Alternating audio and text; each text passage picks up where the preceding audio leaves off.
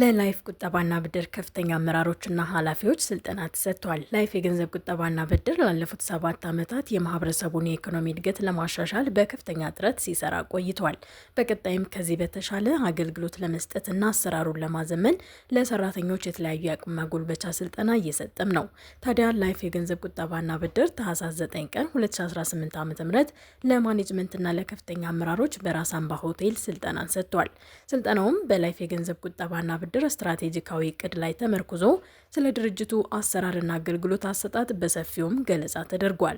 ስልጠናውን የሰጡት ዶክተር ሀጎስ ገመቹ እንደተናገሩት የህብረት ስራ ማህበሩ ለህብረተሰቡ እንዴት መጥቀምና ተደራሽ መሆን እንደሚችል እንዲሁም ስለ ድርጅት አመራር ብቃትና ኃላፊነት ወስዶ እንዴት ውጤታማ ስራ መስራት እንደሚቻል ለማኔጅመንትና ለአመራሩም በሰፊው ተንትነው ገልጸዋል።